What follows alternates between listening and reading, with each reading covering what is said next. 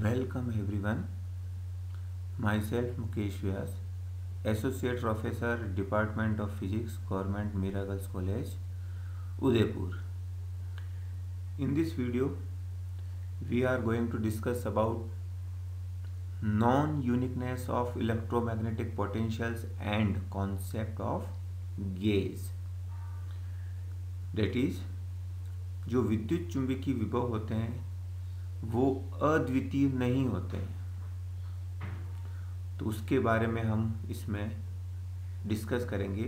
और गेज क्या होता है, गेज की अवधारणा क्या होती है, उसके बारे में समझने का प्रयास करेंगे।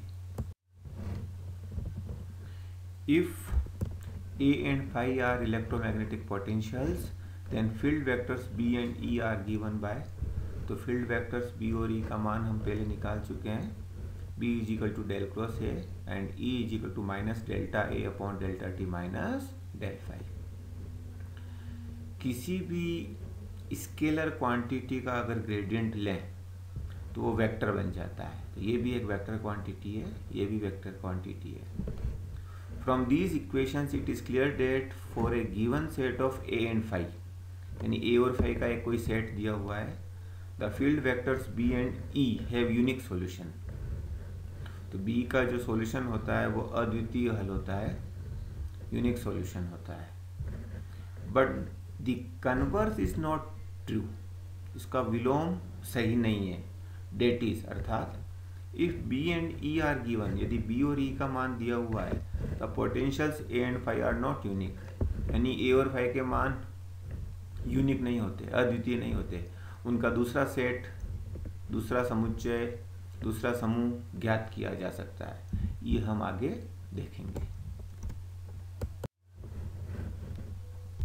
Since vector A defined by equation 1 is arbitrary to the extent that the gradient of some scalar function psi can be added to A without affecting B, यानी इक्वेशन यानी B is equal to del cross A में जो ए vector लिया है वो एक arbitrary है, स्वेच्छ है। किस सीमा तक कि किसी भी स्केलर फंक्शन साई के ग्रेडियंट को ए में अगर ऐड करें तो बी पर कोई प्रभाव नहीं पड़ता।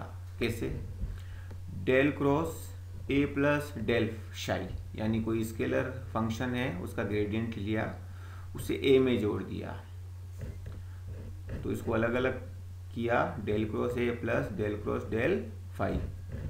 तो del cross del phi vector identity से हम समझने का प्रयास करें तो डेल क्रॉस डेल फाई जो होता है, यानी किसी भी स्केलर के ग्रेडियंट का कर्ल हमेशा शून्य होता है।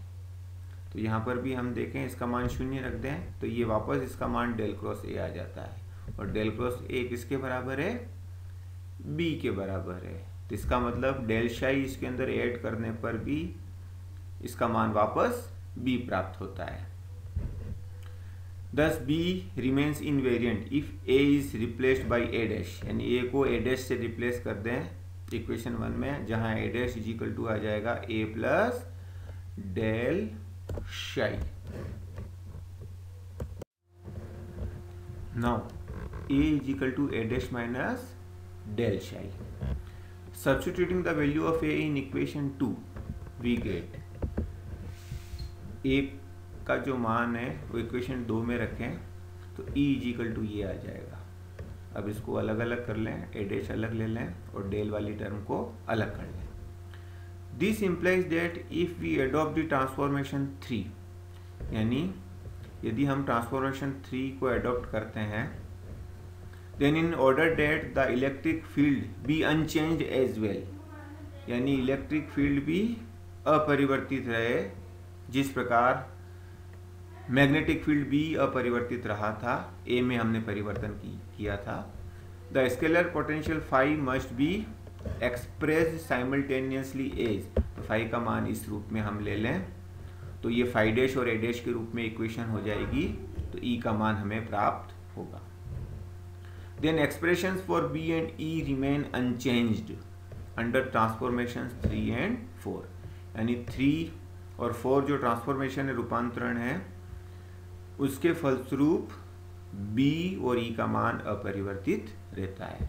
यानी फाई और ए से भी जो बी और ई प्राप्त होते हैं वही बी और ई फाई डैश और ए डैश से प्राप्त होते हैं।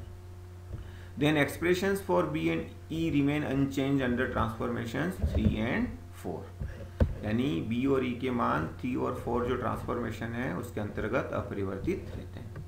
Now B is equal to del cross A का मान रख दिया del cross A dash minus del psi, तो इसका मान आ जाएगा डेल क्रॉस ए डैश।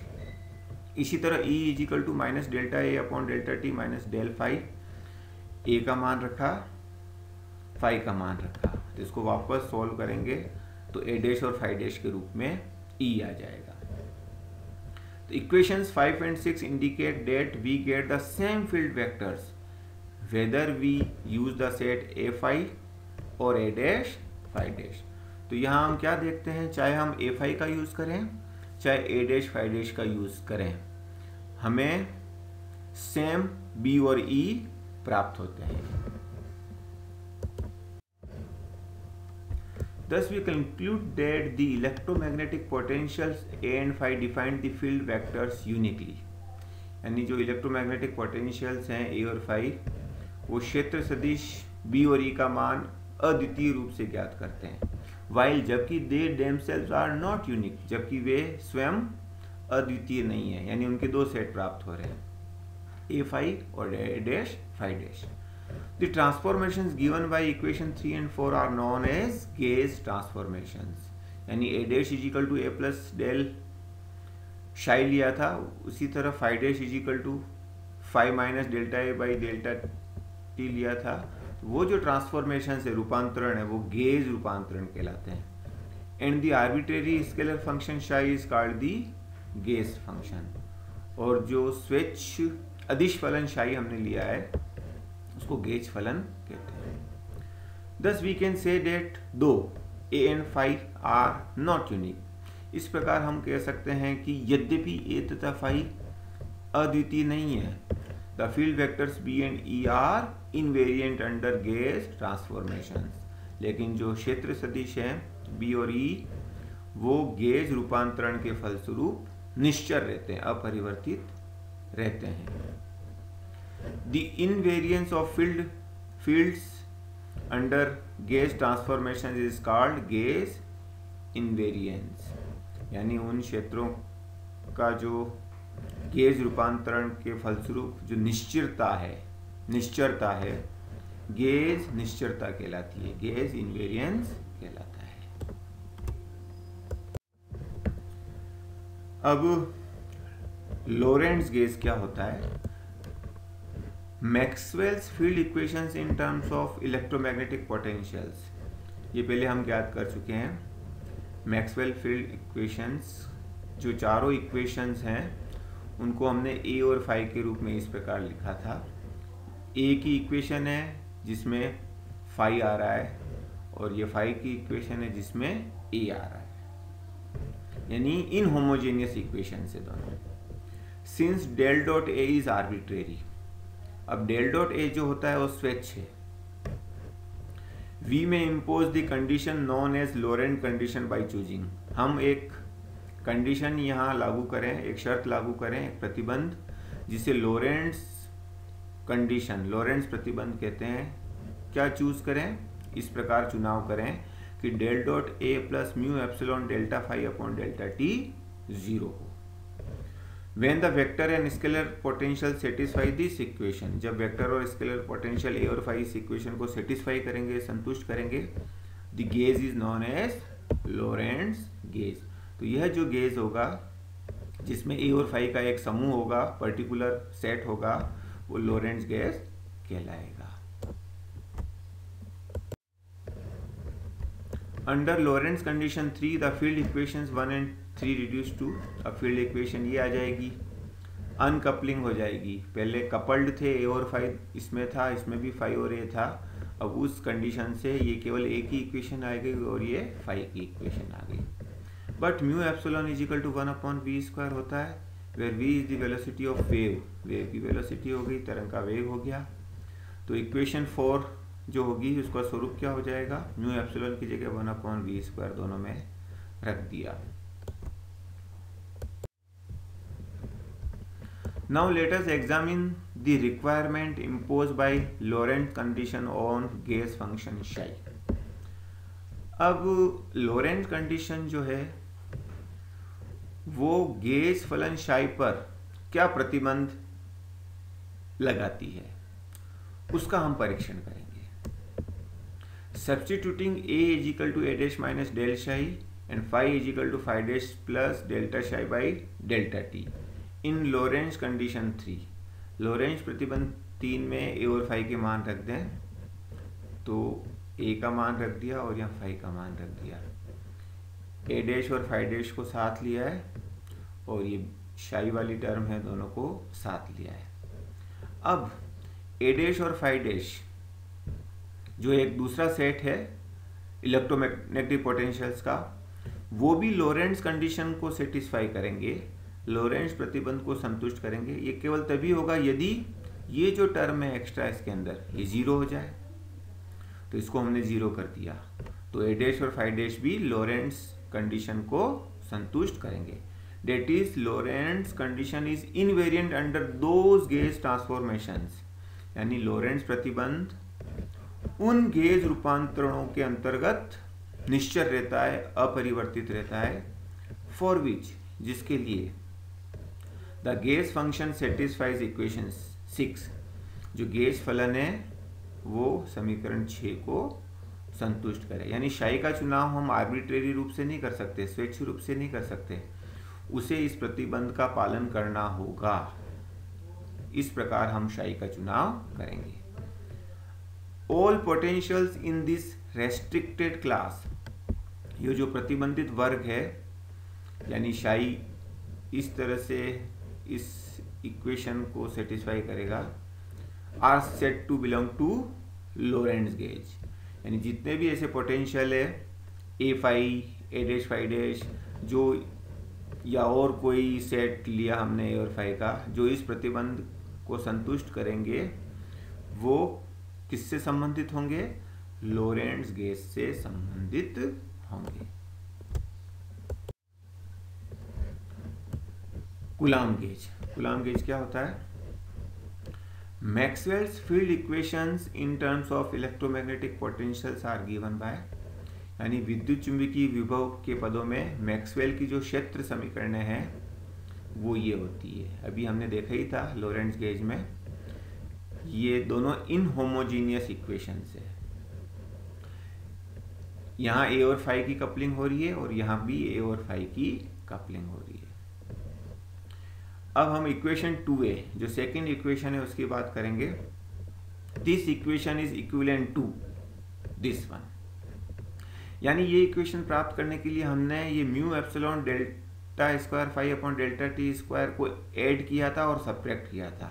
जो ऐड किया था वो तो यहाँ आ रही है टर्म, इस डेल्टा बाई डेल्टा टी को यहाँ ऑपरेट करें तो प्लस में आएगी और ये माइनस में, इसको वापस हटा दें, प्लस माइनस को वापस कैंसिल कर दें तो ये केवल ये phi और a में ये इक्वेशन आ जाएगी। तो यहाँ ये डेल डॉट a आ रहा है। The Coulomb gauge restricts the divergence of a as. अब कूलाम गेज के लिए क्या होगा, क्योंकि a स्वेच्छ होता है, आर्बिट्रेरी होता है, तो डेल डॉट a भी एक आर्बिट्रेरी है, स्वेच्छ है, तो इसका मान हम किसी भी प्रकार चूज कर सकते हैं। तो हमने लिया del dot a equal to 0। तो using this equation 2b for scalar potential phi reduces to Poisson's equation, यानी यूजिंग दिस इक्वेशन 2b जो है फॉर स्केलर पोटेंशियल phi अदिश विभव phi के लिए नीचे दी गई पासो की समीकरण में समानित हो जाती है, उसमें परिवर्तित हो जाती है।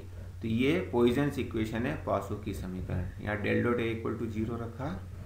हुज सॉल्यूशन इज, इसका जो हल होता है वो इस प्रकार होता है। phi RT is equal to 1 upon 4 pi epsilon volume integral rho upon r minus r dash dv dash. r जो है वह पॉइंट है जहां अपन phi का मान ज्ञात कर रहे हैं, फील्ड का मान ज्ञात कर रहे हैं, इलेक्ट्रिक फील्ड, मैग्नेटिक फील्ड। और r डैश जो है जहाँ पर चार्जेस रखे हुए हैं, आवेश जहाँ स्थित है, तो रो जो है वहाँ वॉल्यूम चार्ज डेंसिटी हो जाएगा उसका आयतन आवेश घनत्व। Thus the scalar potential is just the instantaneous Coulomb potential। यानी ये क्या शो करता है, ये जो पोटेंशियल है स्केलर पोटेंशियल फाई, यह एक कूलाम्ब पोटेंशियल है, कूलाम्ब विभव है। किसके कारण? Due to the charge density rho, यानी जो वॉल्यूम चार्ज डेंसिटी आयतन आवेश घनत्व, यानी चार्ज पर यूनिट वॉल्यूम, आवेश प्रति इकाई आयतन, उसके कारण जो पोटेंशियल होता है उसे हम कूलाम्ब पोटेंशियल कहते हैं। यानी कूलाम्ब ने इसके बारे में बताया था, इसलिए इसके नाम से कहते हैं coulomb potential. This gives the origin of the name coulomb gauge. इसी के कारण इस गेज को, यानी ए और फाई का जो सेट है उससे संबंधित जो गेज है उसे हम कूलाम्ब गेज कहते हैं। इस गेज में जो ए है वह, उसका जो डाइवर्जेंस होता है वो 0 होता है। लेकिन पहले हमने देखा था लोरेंट्ज गेज में, उसमें डाइवर्जेंस ऑफ ए प्लस उसके साथ एक टर्म थी, उनका सम 0 होता है, तो वो गेज अलग होता है। इसमें डाइवर्जेंस ऑफ ए 0 है, तो ये गेज अलग होता है, इसे हम कूलाम्ब गेज कहते हैं। Thank you.